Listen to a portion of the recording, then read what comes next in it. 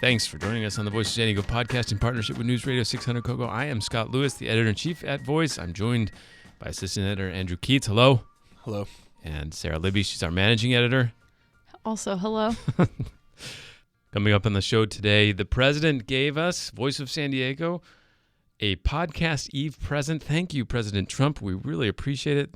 We'll explain that. There's a speech from a San Ysidro valedictorian of a high school there that went viral last week. Sarah has some takes and three things. There's an affordable housing problem. There's a lot of vacant homes in San Diego. And now there's an idea to address both.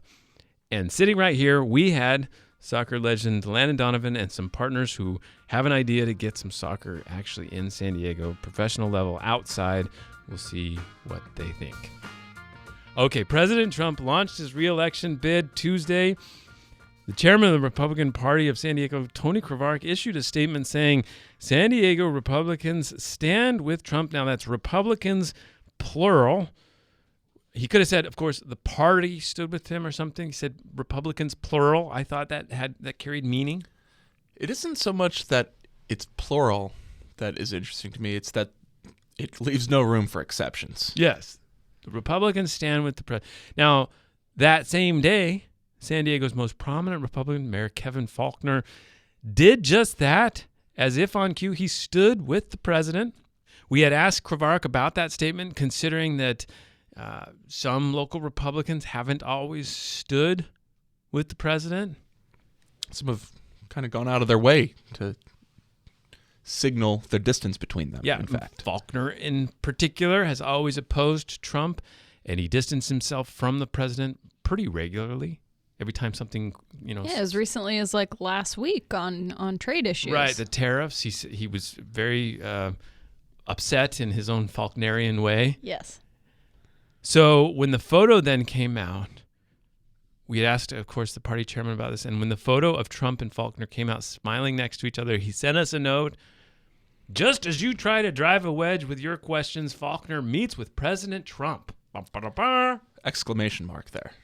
There was an exclamation mark on that. It's great. It's good Do stuff. you feel owned? Yeah, I felt do. owned. I felt owned. Okay, yeah, we're the ones driving the wedge in the Republican Party, but okay. Faulconer, for his part, said the two discussed trade, homelessness, and sewage from the Tijuana River Valley. Faulconer told us his meeting meant nothing more than that, but the president had a different take, and this was our podcast Eve gift from the president. Here he was Wednesday night on Sean Hannity's show. Sean Hannity's a Fox News host. He has a program on Fox News. He does. He's an opinion host on Fox News. He said he was talking to the president about the wall. We just finished San Diego, as you know, San Diego and California. They're so happy. The mayor was just up in my office. Great guy, and he came up to thank me for having done the wall because it's made such a difference. He said it's like day and night. He said people are flowing across, and now nobody can come in. There's a lot going on in there. It's a very... That doesn't sound like Kevin Faulconer, man. Well, the one thing that that no one could dispute is that he's describing a very real situation that has happened. Because the president... Which is that there used to not be any sort of structure at the border. Right. People were coming and going, and then thanks to President Trump, that has all changed. Well, not only were people coming and going, but they were flowing across. Yeah. And so, And now nobody can come in. Yeah, no, that's the thing that's happened. Because the president wouldn't lie? Well, it's just an observable fact. Obviously, that has happened. Now, Yeah. what is questioning? The question we have to ask is whether, in fact, the mayor thanked him for that observable phenomenon that has clearly happened.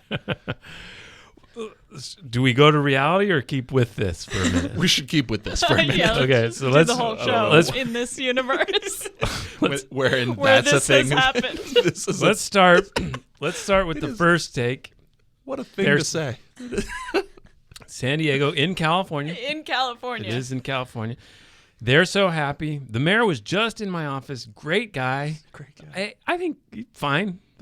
So Sure, far, that's so fine. good. San Diego is San in Diego California. is in California. Nailed it. They're happy. Yeah, we are. I think we're happy people. Generally, he hasn't attributed that to anything yet. He just said they're happy. And the mayor was in his office. Great guy. That's all true so Okay. far. Yeah. He came up to thank me for having done the wall. Done the wall. Because There's a few things right there. right, One, let's- that he thanked him, and also that he's done the wall. Okay, so let's start with that. Let's start with the thank part, should we? Yeah. Okay, Yes. so I asked the Mayor Kevin Faulconer, for a response about that. About whether it is the case that he thanked the president for having done the wall. Yeah. Quote, And- which has made a night and day difference. This is from Craig Gustafson, the Senior Director of Communications, hot off the email press to Voice of San Diego. Quote, that's not what Mayor Kevin Faulconer said. We all know that the president uses his own terminology, but that wasn't a focus of their conversation, end quote. I want to brace you, Sarah and Andy. I believe the mayor has just called the president a not truth teller. Wait, is that what you heard? Because what I got from that was that something was lost in the complicated terminology used here. Right. It was it's not a matter so much of the terminology. Just the words. It's not so much that one person said something that was untrue, as much as it's really hard to parse with all these complicated jargony terms such as San Diego done is the in wall. California. having done the wall for complex jargon terms like done the wall. I thought they were going to build the wall, though. But then it's done? We did it. It's already done. It's already done it. It's It all is. solved. So let's go. Newly. This is a new thing that has happened. Let's finish that sentence. He came up to thank me for having done the wall because it's made such a difference. He said, quote, it's like night and day. This is complicated stuff. I don't know Okay, how people even can read this stuff. It's like a scientific journal. all right, well, let's unravel it. So let's be clear about something. There used to not be... He said people were flowing across, and now nobody can come in. They're like, slow down, Professor. I'm It all- trying to understand what you're saying. Also, it all checks out. There used to be a time in San Diego's history when there wasn't barriers here. And it 100% true. When was that? in the 90s. Okay, yeah, the 90s. And people could flow across. It was well known. You could easily walk down the hill. Mm-hmm.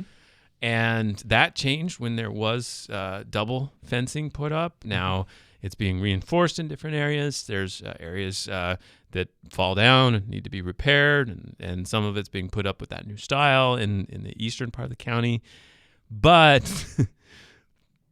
in fact, San Diego was kind of held up as having already done the kind of security that they needed, except for when he came and looked at those prototypes, which were the real wall, but now the wall has already been done, even though that part wasn't done the way it was put up.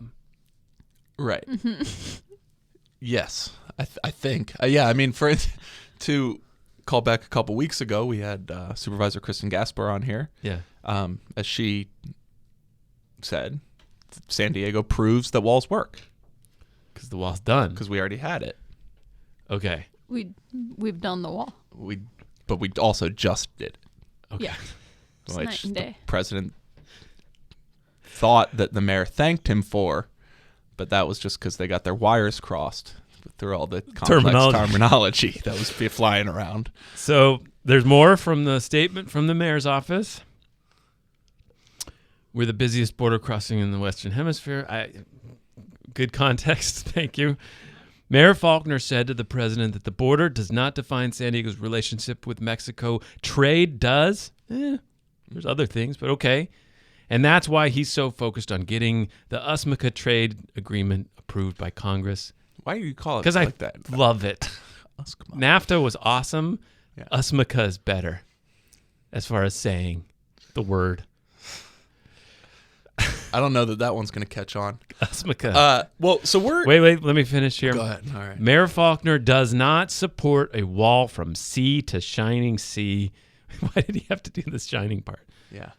That's fine. Let's invest instead on stopping sewage from the Tijuana River Valley. This is, by the way, as clear of a statement as you're going to get from the Faulconer. I was just going to say that we're having some fun here, but that's actually a pretty full-throated rejection of what the president said on Sean Hannity's show. Yeah. Like, terminology aside. To the terminology thing aside, which I imagine a couple people had their hands in deciding on that little clause. Right. He's clearly saying not only that I did not thank him for doing the wall, but also that we should do other things instead. Right. And I don't support that policy. It's right. pretty. So it's really saying it. Appreciate the president giving us some fodder for the podcast. Thank you. One other thing, just in like a reflection on the San Diego media's media diet. No one seemed to know last night that President Trump went on Fox News and talked about Mayor Faulconer, right? Like, there's no Twitter storm around that happening. We better get it out. Seems like not that many folks are watching Fox News. You know, I don't talk about building walls. I talk about building bridges and increasing that communication, increasing that flow. And that's really what we find.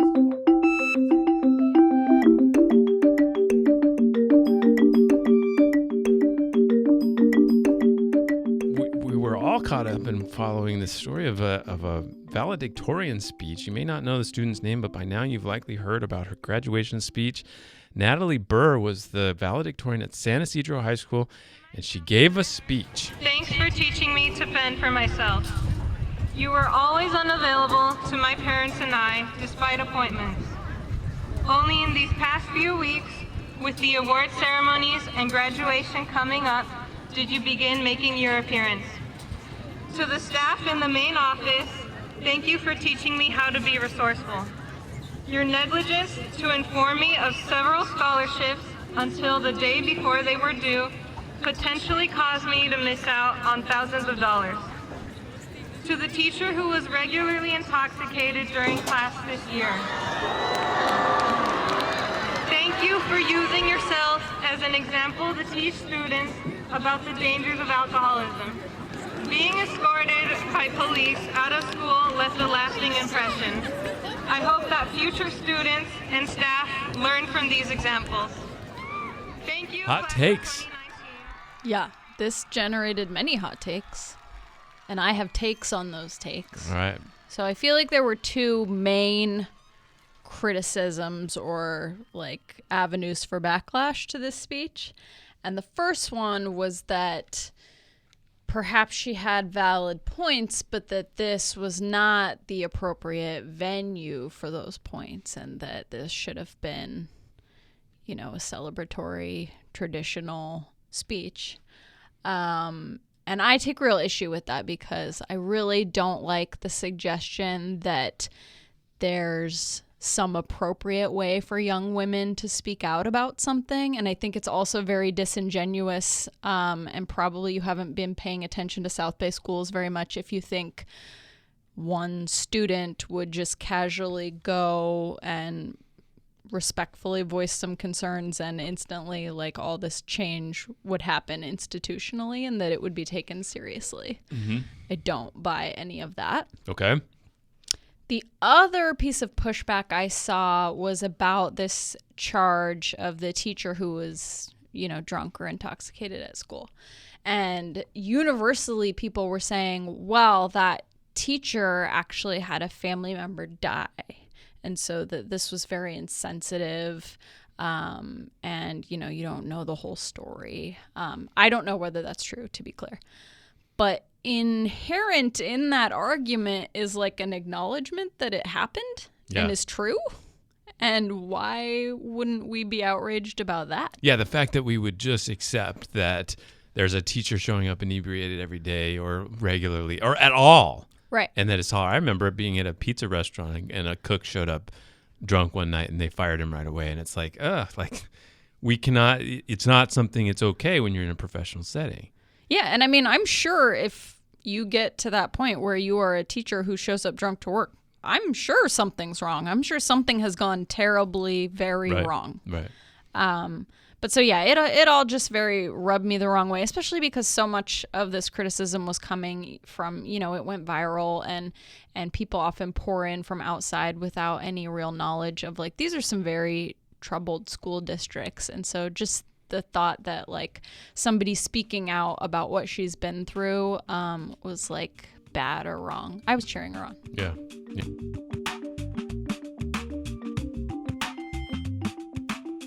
Okay, next up, this was in this week's podcast or politics report. While San Diegans grapple with a lack of affordable housing options, about 57,000 housing units in the region were vacant last year, as according to Lisa Halberstadt's reporting that she did and an analysis she found. They're often investment properties, second homes, vacation rentals, whatever. The City of San Diego's Housing Commission is now considering a vacancy fee for those units. It would be applied to the landlords. Supporters hope it would persuade property owners to rent out the units or sell them, and if they don't, they can pay the fee, fund low-income housing programs with that fee. A similar fee in Vancouver, those commissioners supporting it say brought in $38 million in the first year of its levy. You poked around on this. Is this real? Well, so I mean, it's still a ways off, I would say. What they this was during the open commissioner comment period of the Housing Commission, which is not typically a very closely watched public presentation. The commissioners each had a moment for comment, and one proposed this idea in the form of we should study it. We should conduct a study. That study will help us get some concrete answers to these concerns that we keep hearing anecdotally. And I do think that we hear a lot of these things anecdotally, whether it has to do with short-term vacation rentals or people who point to some of the newer high-rises downtown that seem to be quite a bit empty, either because people own them as second homes or out-of-city investors have bought them.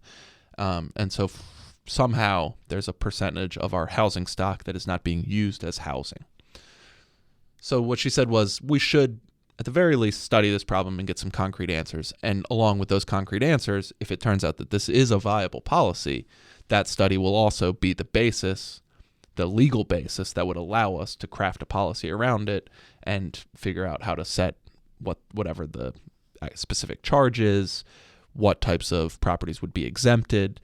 For instance, I think the way she structured the policy, the study was units that were vacant for less than 6 months wouldn't be caught up in this. So if you just have a routine vacancy between when one tenant leaves and you can rent it out to somebody else, that would not be included because that's sort of expected. This would only capture the vacancies that seem strategic or intentional or in some way baked into the nature of whoever owns that. Okay. When I did a panel at PolitiFest last year, Assemblywoman Lorena Gonzalez, we were asking about, housing issues and the housing stock, brought up a vacancy tax kind of like without us asking about it. Do you feel like this is something that's kind of getting thrown out more and more? I feel like I've just anecdotally been hearing about it more. Yeah, so I mean, I think just last week actually, LA's city council started taking more further steps towards it.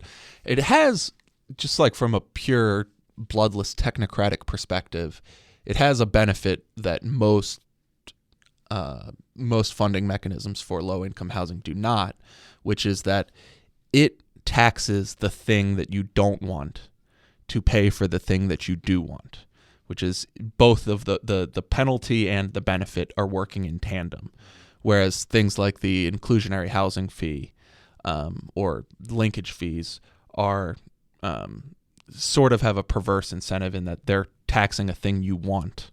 Economic development, growth, jobs, housing. Building. Inclusionary housing taxes home building to build low-income homes. And linkage fees tax job creation. They're in some way, now you may still favor those policies and say that on net it's still worth it, but this is a little bit tidier in the sense that you're at least pushing both things in the same direction. Well, it seems like if we could get a few thousand units onto the market as rentals or as homes that people could buy, that might actually make a difference. So. Yeah, no, it is interesting that according to the comments that Ryan Klumpner, one of the commissioners, made at the meeting, in Vancouver in its first year, it didn't decrease vacancy. Really? So it basically the people who were holding units off the market because they were second homes or whatever just kept doing that and paid the fee, which is interesting that it seems not to, at least in the first year, it didn't have the effect of decreasing vacancies, but it did generate some revenue. So it's not necessarily an incentive, but at least we get something out of it. Right. Yeah, exactly. Now, maybe that changes over time. Maybe, if somebody owns a second home and after 5 years of paying the fee, they go, I don't get down there that enough to justify what I'm paying here. I'm going to sell it. And then maybe that brings something back onto the market. Who knows? But it's interesting. Now, what'll be fascinating is to see how the industry responds to this. This is kind of came up out of nowhere. I think maybe potentially surprised some people. And the development industry does not exactly have a track record of being open to creative ideas to increase funding for low-income housing. They have a pretty strong track record of opposing new proposals, less so in terms of signaling any sort of willingness to alternatives. But if they're able to make that case that it is linked to affordable housing, they could ostensibly pass it without a vote of the people. Correct. Yes. So that's what they're aiming for. Coming up on the other side of the break, I sit down with soccer legend Landon Donovan and a few others. They are working on launching a new soccer team in San Diego, one that apparently needs $0 from the city of San Diego or the state or land or anything. We'll see if that's true.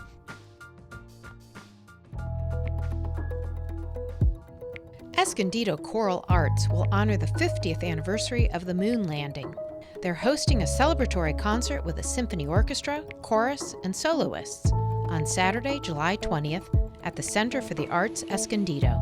The concert will feature composer Stephen Sturck's One Small Step with lyrics by Charles Anthony Silvestri. Get your tickets at artcenter.org.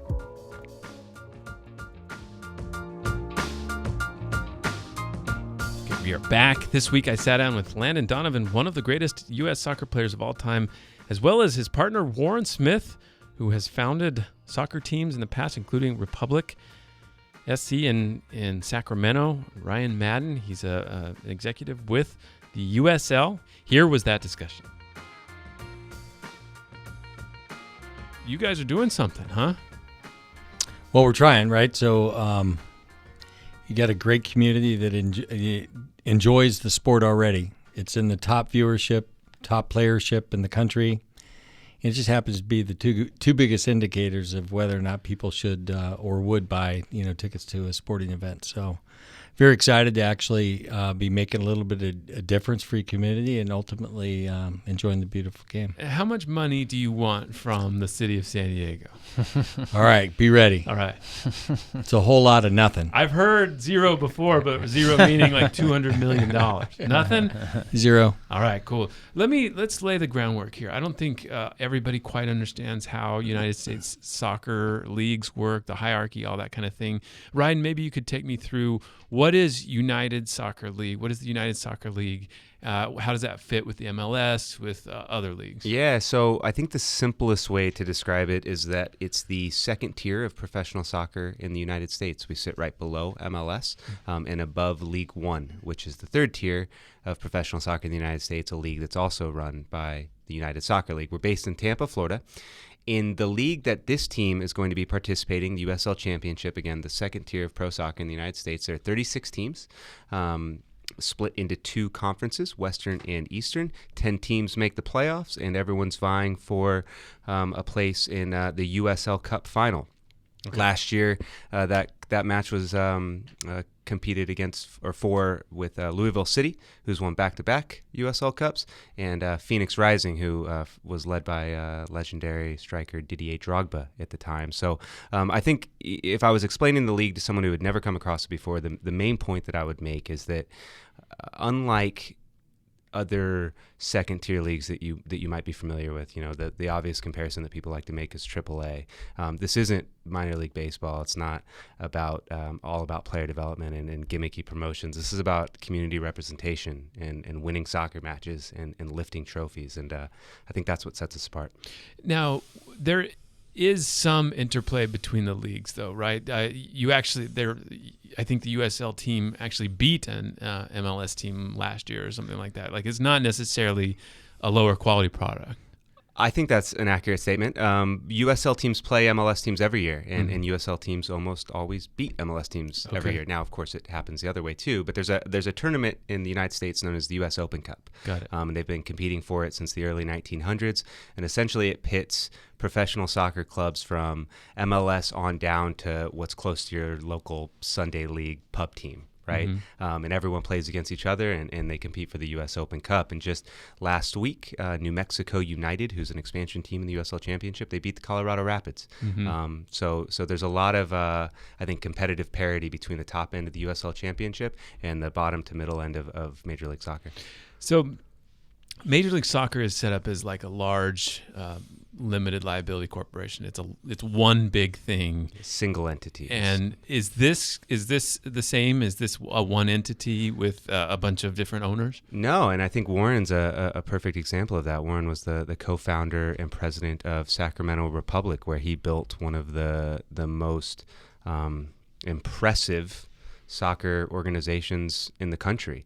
And each individual club then has their own respective ownership groups. The USL, based in Tampa, again, we kind of just operate the league, and those clubs are allowed to conduct themselves as they choose. But I think San Diegans are really fortunate to have someone like Warren, who's going to be able to come in here, who has the experience, who knows what it takes to build a club from the ground up, and is now coming here to do the same thing in San Diego. Not a lot of expansion teams are afforded that kind of valuable asset. Okay, and so what we're talking about is a team here in San Diego, and you're going to start playing when?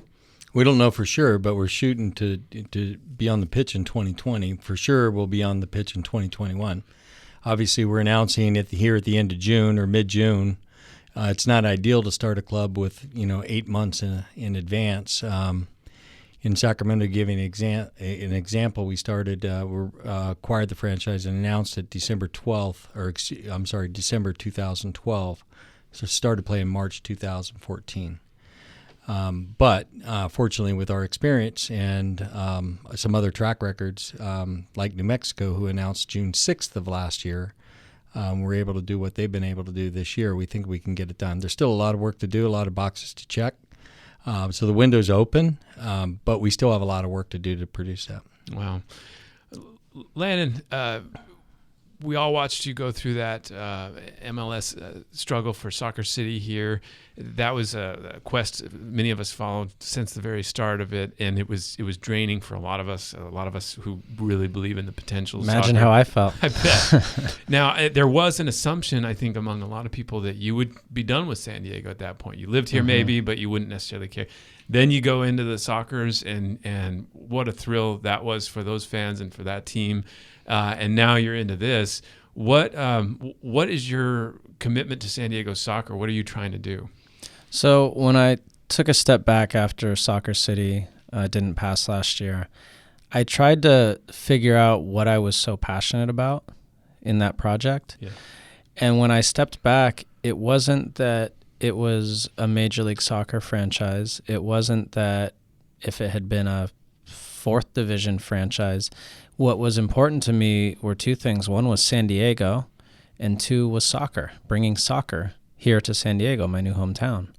And so as disappointing as that was, I didn't want to close that door, and thus the sort of cameo with the Soccers. That was enjoyable. I saw a lot of the same faces that I saw throughout the Soccer City campaign in the stands, and I've just developed a community of people here, or I've been part of a community of people here that I really love and respect and care about.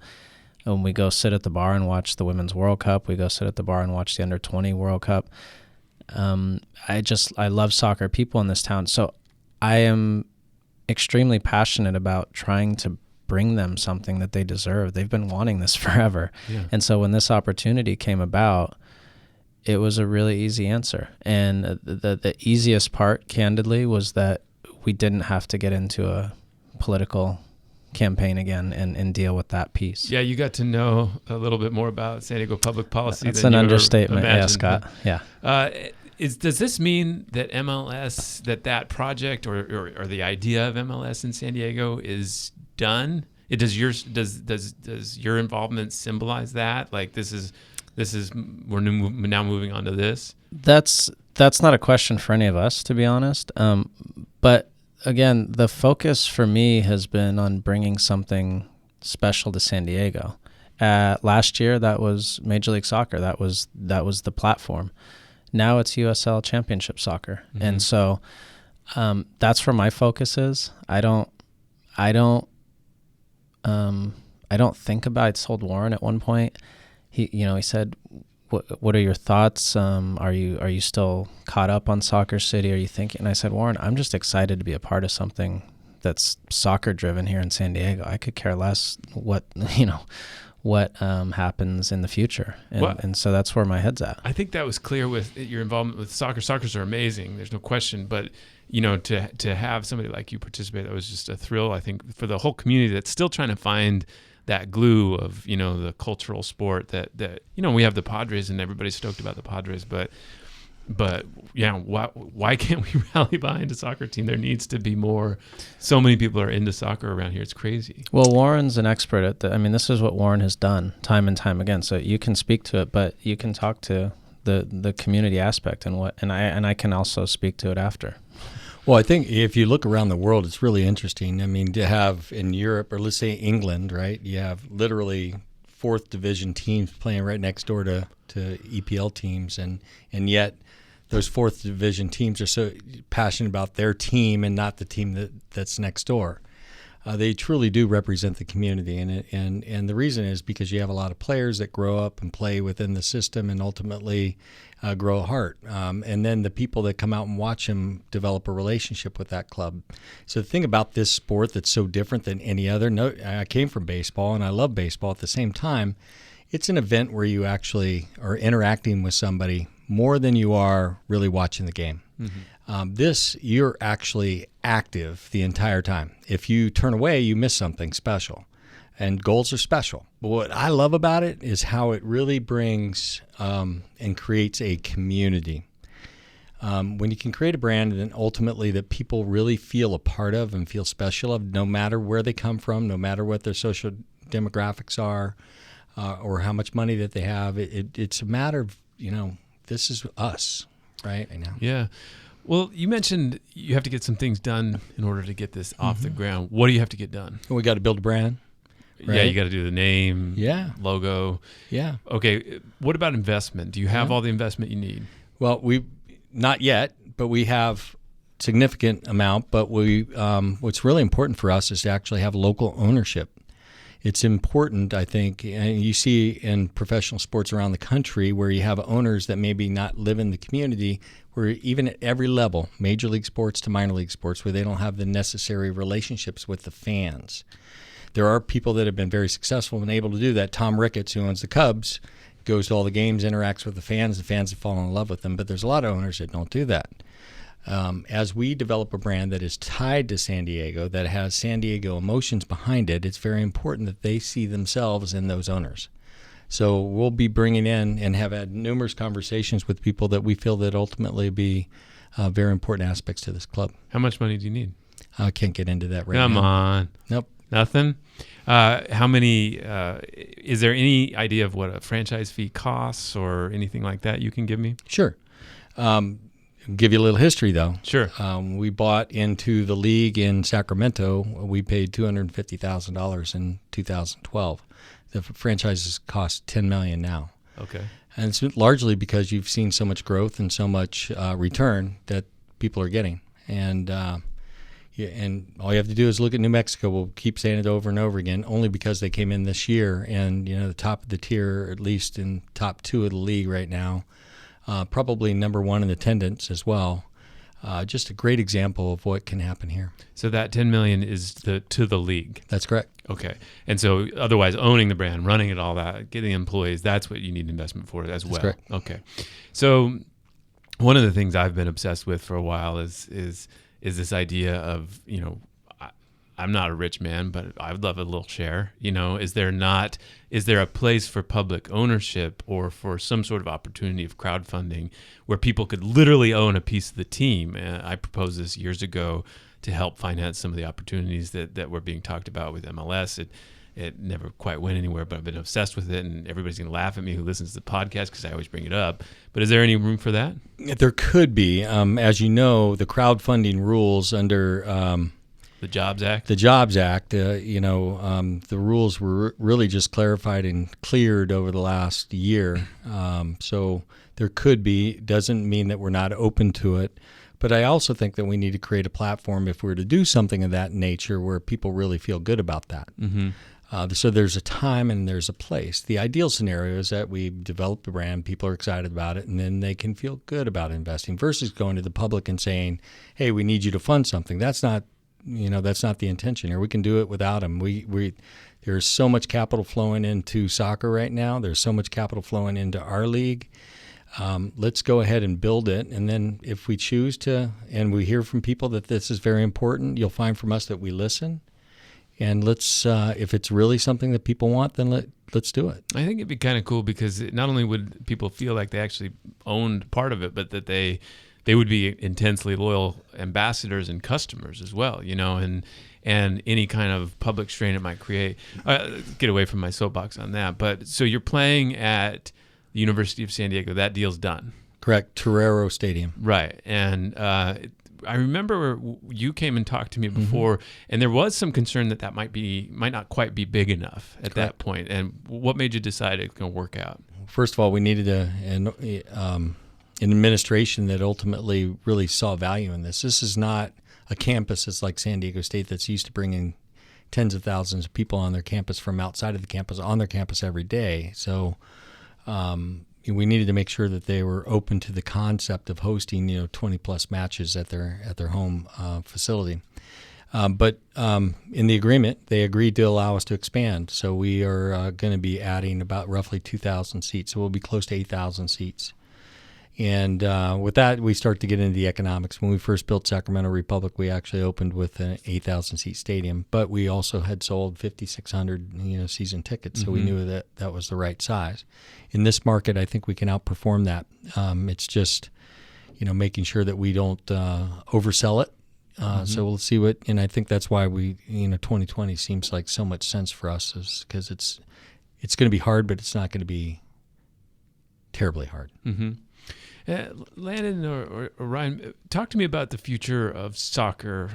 What do we see as United States' presence, as how the leagues would work together, and just the idea of it becoming more of a big 3 or 4 sport within this country? What do you see, Landon, as far as the future of soccer?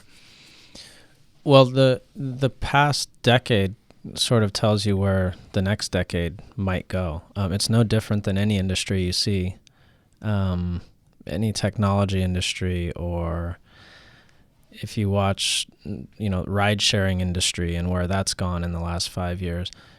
Soccer in this country is on a rocket ship, right? And Warren just alluded to the franchise valuations.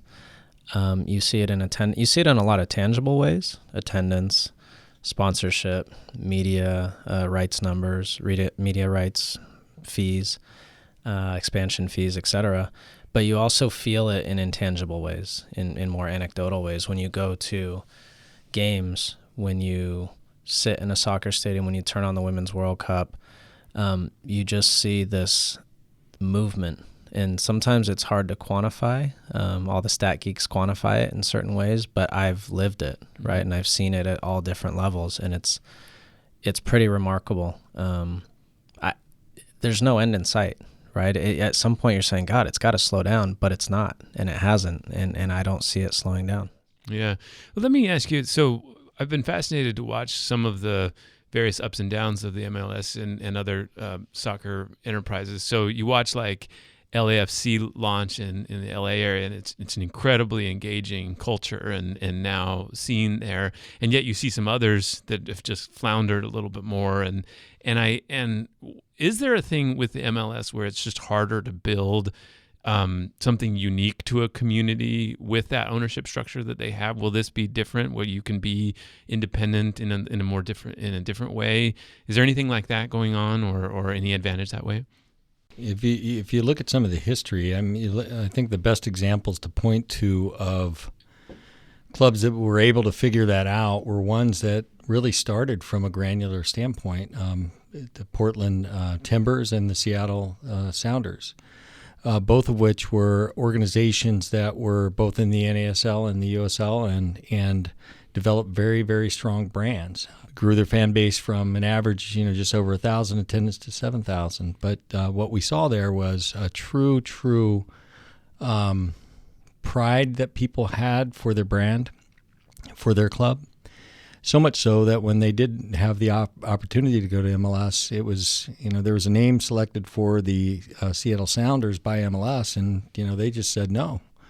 The owners reached out to the community and said, what do you want? And so they're able to keep that DNA intact, but just challenge people to get on ESPN Plus and watch a match. It's incredible. What happened in Sacramento, same thing. And it's, Orlando, you go across the league. It's just amazing to see the connection that people have. Keep in mind, you also get to interact with the players more. You get to interact with the front office more. And as you get bigger, it gets harder, right? So this is organic enough to where it's really something special. Mm-hmm. All right, last question. So, Landon, you were involved with this Soccer City push. It was so heavily dependent on a big real estate discussion as well. This is just soccer. Is that a little more freeing? Yeah. It's what I know, right? And it's what I was there for and what I'm here for. Mm-hmm. I like to learn, and I certainly learned a lot in the last couple of years, and I like to learn other aspects of the sports world. But what I'm good at and what I'm passionate about is the soccer side. So this is refreshing in that way. Again, not having to deal with City of San Diego politics is refreshing. I'm sure they'll find a way to get involved. Well, we'll see. But we're moving forward regardless, and so we want to focus on the fun stuff, the good stuff, and I think people are going to be really excited about what we're doing. All right, Landon Donovan, Ryan Madden, and Warren Smith. Thanks for giving us some hope on something cool. So thank you, Scott.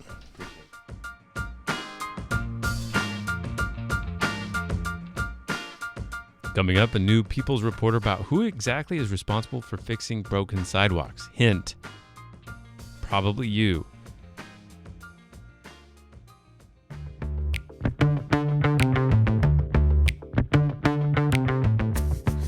Welcome to the People's Reporter, a Voice of San Diego feature that answers your questions. I'm Nate John. And I'm Megan Wood. We recently got a question from Donna McLaughlin asking why property owners are responsible for repairing the sidewalks outside their home. Donna said, many sidewalks in urban San Diego neighborhoods are 70 to 100 years old, crumbling, cracking, and becoming unsafe.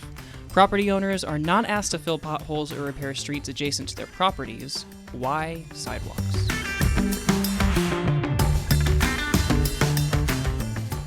So Megan, you looked into this because you love sidewalks. I love sidewalks. What did you find? It's generally a homeowner's responsibility to fix broken sidewalks outside of their property, even though it's the city's legal problem if someone trips and falls. So a property owner will report a damaged sidewalk, either through the city's Get It Done app or over the phone, and a city employee will at some point come out and take a look. If it's bad enough, the city ramps the broken area with a thick layer of asphalt. And you see this all over San Diego, right? Right. So if they come out and they see the sidewalk is jutting up, they'll put a Band-Aid of asphalt over it, at least just to smooth it over for the time being. Exactly. Okay.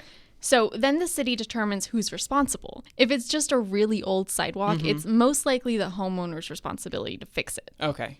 And the San Diego City Council has tried to change this policy before, right, to make it better? Right. About 6 years ago, they promised to change it. But Councilman Mark Kersey, who's the chair of the Transportation and Infrastructure Committee, told me that of all the options they've looked at, they haven't found a good fit for San Diego. So he's trying to get the city to discuss the policy again before the end of the year.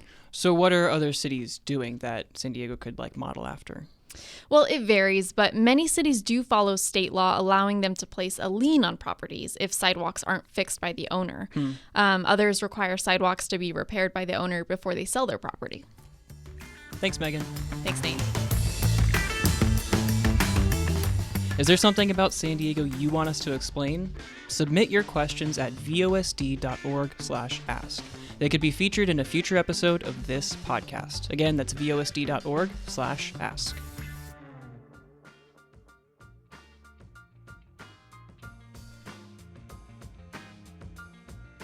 Thanks for listening to the Voice of San Diego podcast. Keep up with all of our politics coverage with our weekly newsletter, The Politics Report.